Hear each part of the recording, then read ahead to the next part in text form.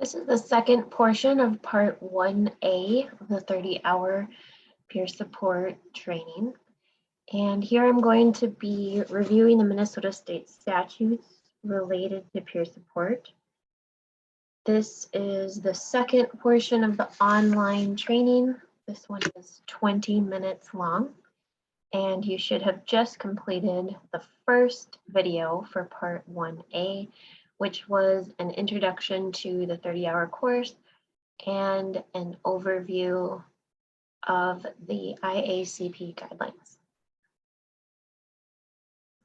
Minnesota State Statute 181.9731 is the statute related to public safety peer counseling.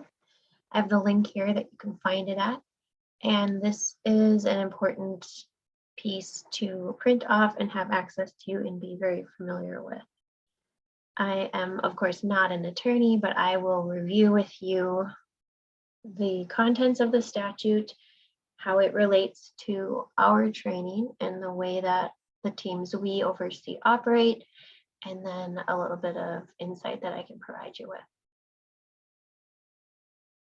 So we start off here with some definitions, and first defined is emergency service provider. So this statute covers peace officers, correctional officers, probation officers, supervision agents, firefighters, rescue squad members, dispatchers, hospital or emergency medical clinic personnel, a person who provides emergency medical services for a Minnesota licensed ambulance service, forensic science professionals, or other persons involved with public safety emergency services, either paid or volunteer.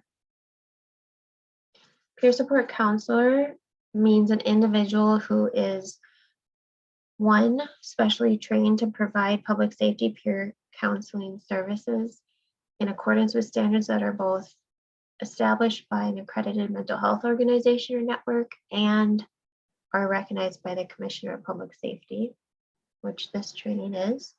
And the peer support counselor is number two, designated by the Emergency Service Providers Agency to provide such services.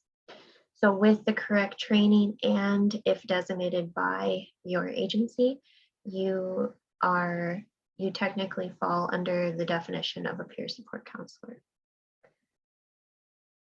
Public safety peer counseling means one or more sessions led by a peer support counselor designed to help an emergency service provider who experienced an occupational related trauma, illness, or stress develop skills and strategies to better understand, cope with, and process emotions and memories tied to the trauma, illness, or stress.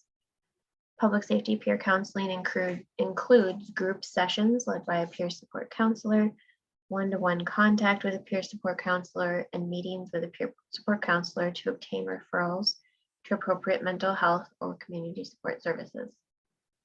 So this is the definition of public safety peer counseling, and then state statute calls you a peer support counselor.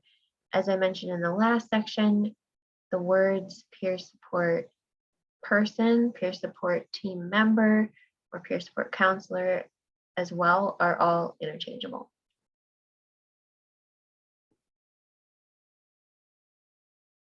Subdivision 2 of this statute, peer support counselor, prohibition on being witness or party. So a peer support counselor may not provide public safety peer counseling to an emergency service provider if the emergency service provider is seeking public safety peer counseling to address a critical incident as defined in this section, which we will review next, to which the peer support counselor is a witness. A peer support counselor may refer the person to another peer support counselor or appropriate mental health or community support service. So this speaks to the way that a peer support person cannot provide support services if they were also involved in the incident. This can be difficult for a smaller agency or for a large scale event in which many officers or first responders were involved. So this is why it's important to have either a consortium or just a relationship with other peer support teams when we go to do a debrief at an agency who either doesn't have a peer support team or many of the peer support members were involved in an incident, we will bring peer support members or counselors from another agency to help assist us and to try to stay in line with this aspect of the statute.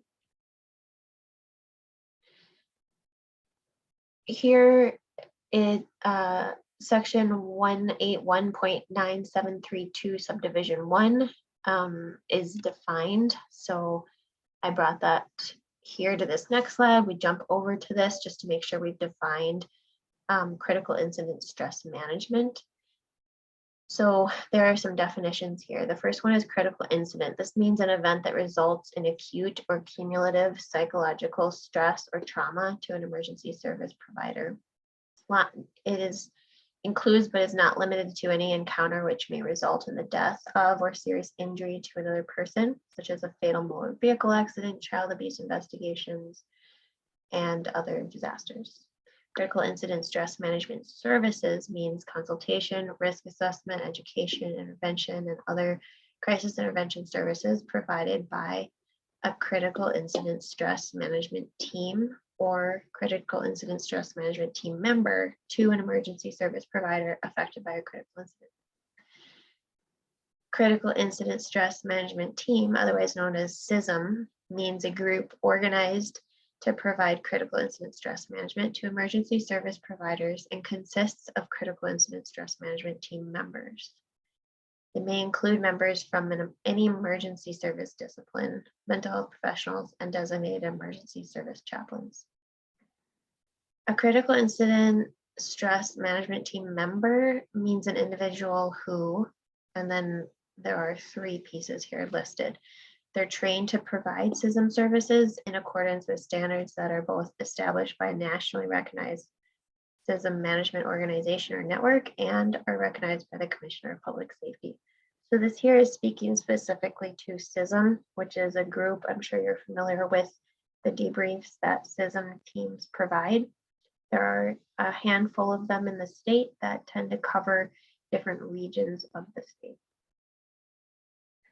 A CISM team member is an individual who was approved to function as a CISM team member prior to the time the CISM services are provided, and they are approved to function as a critical incident stress management team member at the time the CISM services are provided.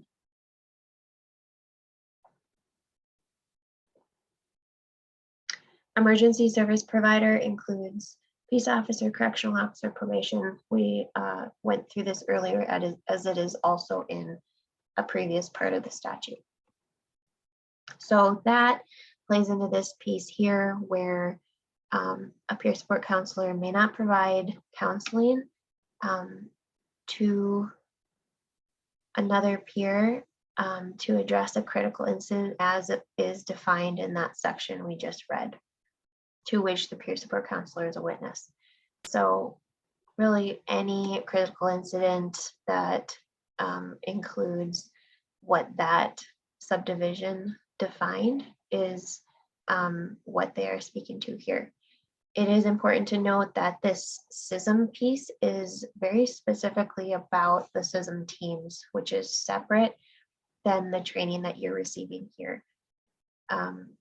Those teams have a specific CISM training, and they are specifically geared towards operating in a way where they can run debriefings. They also know how to run diffusings, but it's less common that they can assist with those on such short notice, and then they can provide one-on-one support as well. Subdivision 3 is about disclosure prohibited. So A, except as provided in subdivision 4, a peer support counselor or any person who receives public safety peer counseling shall not be required to disclose information to a third party that was obtained solely through the provision or receipt of public safety peer counseling. So if you receive information from a peer as a peer support counselor, and that's the only way you receive the information, you cannot be required to disclose that information to a third party. Government data on individuals receiving peer counseling are classified as private data on individuals. And this is a subdivision that defines what that means. And so this government data would refer to data that's kept on who is receiving peer counseling. This is part of why it's important not to keep data or documentation on peer support interactions and activities, except in an entirely non-identified and very minimal way.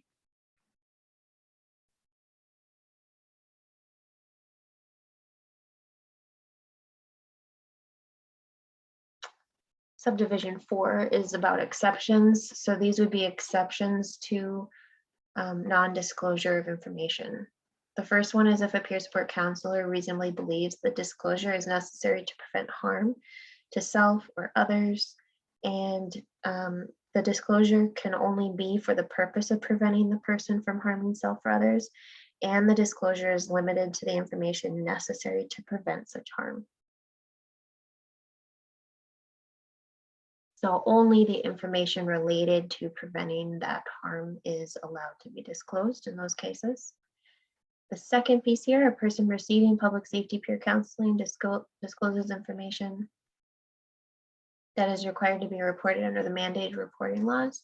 So this would include maltreatment of minors and maltreatment of vulnerable adults, so abuse or neglect, provided the disclosure is only for the purpose of reporting maltreatment and limited to information necessary to make such a report. So same thing there, only the amount of information necessary to make that report is allowable to be disclosed. Another circumstance is if the person who received peer counseling provides written consent authorizing disclosure of the information. The fourth exception is if the emergency service provider who received public safety counseling is deceased and the surviving spouse or administrator of the estate of the deceased emergency service provider gives written consent authorizing disclosure of the information. And the fifth exception is if the emergency service provider who received counseling voluntarily testifies. And if they choose to voluntarily testify, the peer support counselor may be compelled to testify on the same subject. So this is what I spoke to earlier about one of the exceptions to confidentiality being if you provide support to another peer and they voluntarily testify in a court case, then you could be compelled to testify on the same subject. So if they voluntarily testify, then they open themselves up to you potentially being compelled to speak to what they had talked to you about.